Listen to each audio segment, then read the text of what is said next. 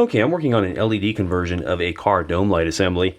And you go on eBay and you can find, or even many auto parts stores these days now finally have a fairly good selection of LED equivalent products that fit standard bulb sizes. In this case, we have here roughly about a 42 millimeter bulb, I think. And this one's decently bright, but I'd like to go ahead and get a proper LED in there that could be even brighter. And the one problem I have with getting lights off of eBay these days is it's kind of a mixed bag. Sometimes you get a really good one that does exactly what you want to do and lasts a long time, and other times you get garbage. So I got to thinking about it, and I asked myself, where else could I get a nice warm white 12-volt lamp? And that's when you go to your local home improvement store and check the shelf for the replacement bulbs in the section where they stock things like this. These are Fate Electric. Notice that one's a 20 watt equivalent bulb for like a small halogen or a krypton bulb maybe. The other's a 35 watt, and they're 12 volt. And the reason being is that landscape lighting, along with some under cabinet systems too actually, use a low voltage circuit. So I could actually power these with a 12 volt supply in a car. I just need to do a little bit of modification in order to get them there. Let's start with this one. This puts out a lot of light, and I already experimented with one earlier, decided I like the effect, so we're going to go ahead and demonstrate how to convert this one. There we go. Let's just take a quick look at that real quick. It's in kind of a silicone or a vinyl gel encapsulation, which is nice. It makes it completely waterproof, and then we have the two leads coming out the bottom there. Got a nice little driver circuit on there too.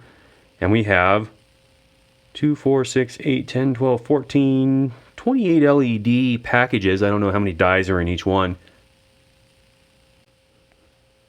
So let's see what we can do about that. Got this bulb here that needs to come out. And this one, I feel like those little caps might come off somehow, but in any case, I don't really need them to. This one here, if I wanted to, I could actually use that as a holder.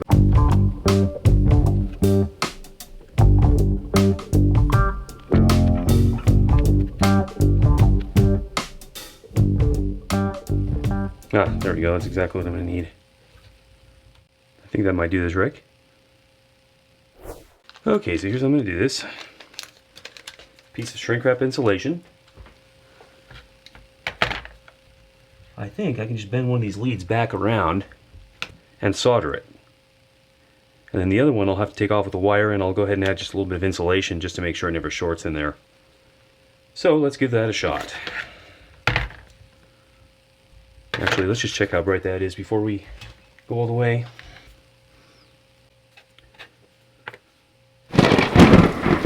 Yeah, that versus that. That'll definitely brighten things up in the back of the vehicle where this is going. Secret is not to get rough with these wires. If you make sharp crimps, they'll tend to break off pretty quickly.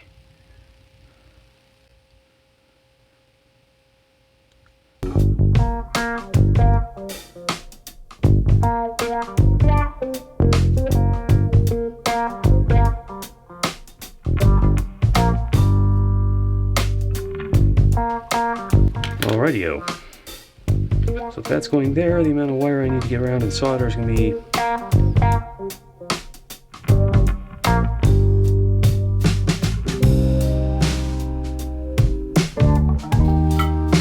Houston, we may have a problem. That feels like it's aluminum or something. Whatever it is, it doesn't take solder. So...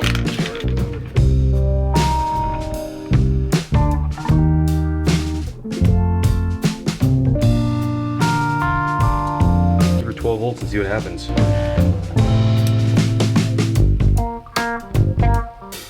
I think we have a winner.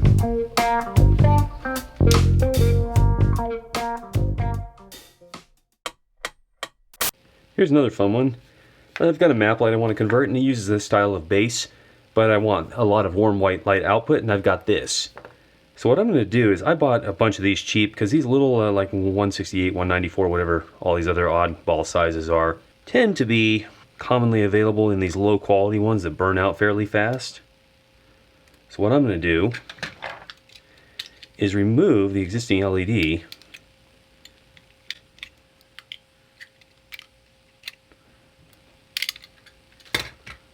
like that, and then see as a starting point. I won't be able to get this all the way through. I'm gonna have to add extended leads, but there's a nice thin plastic shell I can cut pretty easily here.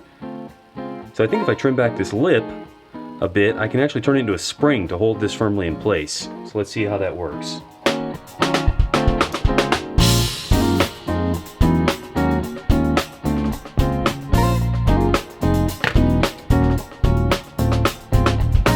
Yeah, that's really good step one right there. Next thing though, is I'm going to need extension leads.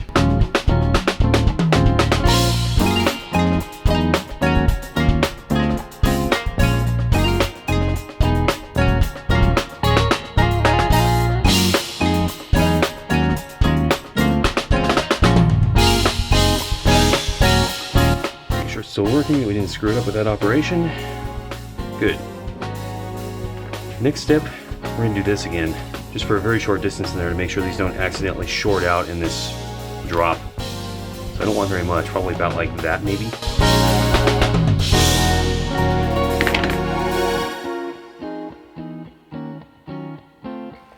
For the last step, I'll just take a little bit of this Gorilla tape here.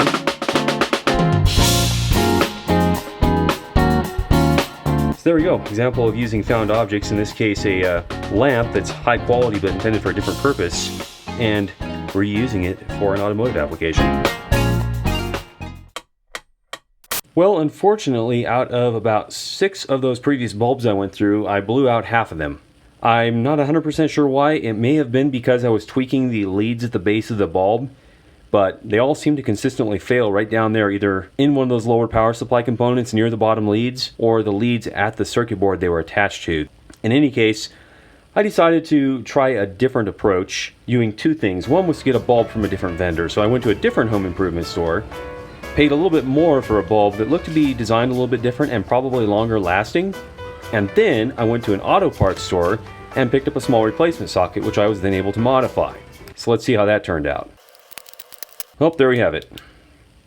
Here's the bulb in question. Notice that this one actually came with this style base, so I didn't even have to modify that. And then this is probably like a 80s or 90s GM license plate socket, a replacement from the auto parts store. I paid about 10 bucks for this and probably close to 10 for this, so pricey, but hopefully this setup will last a very long time.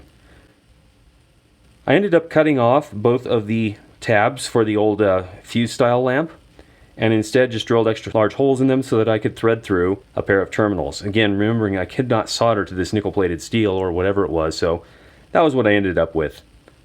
Even though it won't really do much, I'm going to go ahead and just put a piece of electrical tape over the top of those terminals, so that hopefully if something gets loose up inside the ceiling and starts brushing across them, it doesn't cause any issues.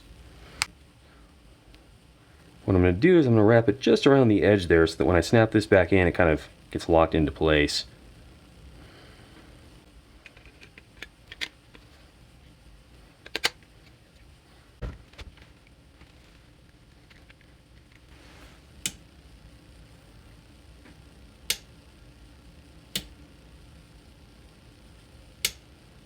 And there we go, ready to reinstall, and hopefully much longer lasting.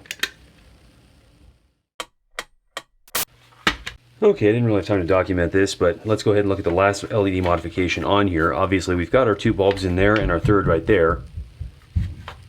But under here I've now embedded 2 blue LEDs, and they look like this.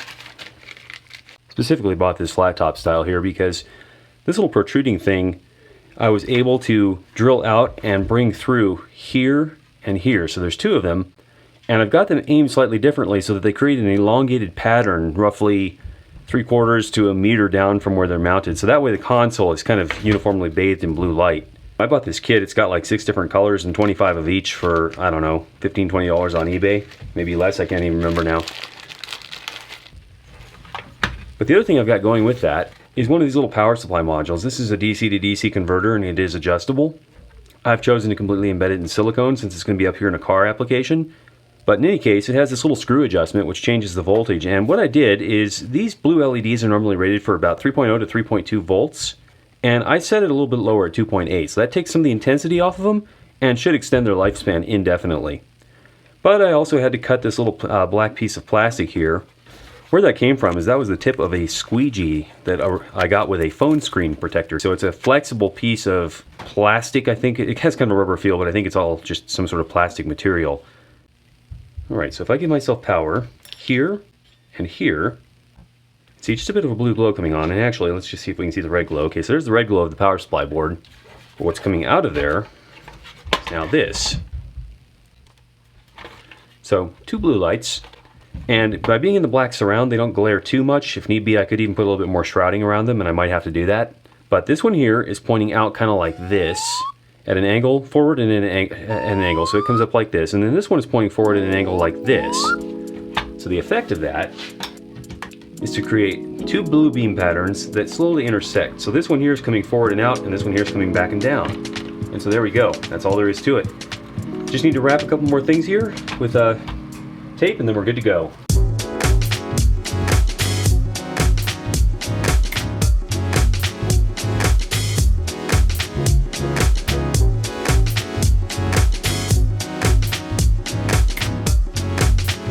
That may be a bit messy looking, but with cars, it's more important to keep things sealed and secure. And of course, I should point out that these little modules can get fairly hot if they're being run at full load, but full load on these is something like a couple amps, or an amp and a half, I can't remember.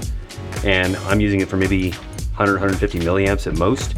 So it should stay nice and cool in there, and I don't have to worry about the fact that I've really sealed and insulated it up. The other thing all this will do is it will keep it self-contained if for some reason that flames out. But the last step then is just to put a little bit of fabric cloth on this so that it can't rattle around in there, and then just tuck it down inside. It won't go anywhere up there. And once everything's plugged in, there's gonna be a plug coming in here, a plug coming in here, and a third plug coming in here. So just need to tuck all that back up inside, and it's good to go.